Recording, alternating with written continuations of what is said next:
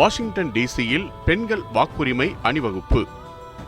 1913 March 3 அன்று Washington DC நகரில் ஒரு பெரிய பெண்கள் வாக்குரிமை அணிவகுப்பு நடைபெற்றது.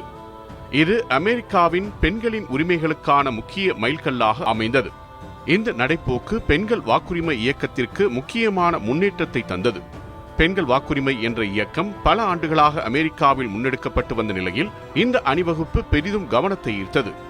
இந்த அணிவகுப்பில் இளவரசி அல்சாசிக்ஸ் மற்றும் லூசி சோசல்ஸ் ஆகியோர் முன்னணி வகித்து அமெரிக்க பெண்கள் தங்கள் வாக்குரிமையை பெற வேண்டும் என்ற கோரிக்கையை முன்னிறுத்தினர்.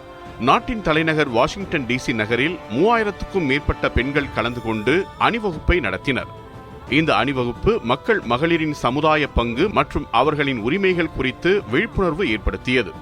மேலும் இந்த அணிவகுப்பு பாதை முழுவதும் ஒரு சீரான அமைப்புடன் நடந்தது. அதில் பெண்கள் வண்ணமயமான ஆடைகள் அணிந்து பங்கேற்றனர்.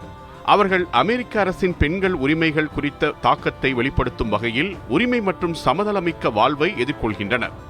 இந்த அணிவகுப்பில் தலைமை பணியாளர்களும் பகிர்ந்து கொண்ட பல பேச்சுக்களை தவிர முக்கியமானது தமது வாக்குரிமையை பெற்றுக் கொள்வதற்கான அவசியமான கோரிக்கை போராட்டத்தின் தலைவர்களும் ஜனாதிபதி வூட்ரோ வில்சன் மற்றும் அரசியலாளர்களுக்கு விழிப்புணர்வூட்டும் வேண்டுகோள் அளித்தனர்.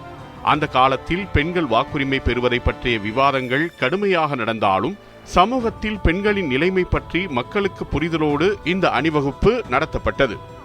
இது பல சர்வதேச பெண் இயக்கங்களை குறிப்பதாக இருந்தது. இந்த அணிவகுப்பு பெண்களுக்கான சம உரிமைகள் குறித்து பொதுமக்களுக்கு அறிவுரைகளை வழங்கவும் அரசியல் வரலாற்றிலும் நிறுவனங்களின் துணையோடு பங்கு பெறவும் வழிவகுத்தது. இந்த பெண்கள் வாக்குரிமை அணிவகுப்பு பின் பெண்களுக்கு வாக்குரிமை கொடுத்த 19வது திருத்தம் வரை போராட்டம் தொடர்ந்தது. 1919இல் இந்த திருத்தம் அமலுக்கு வந்தது.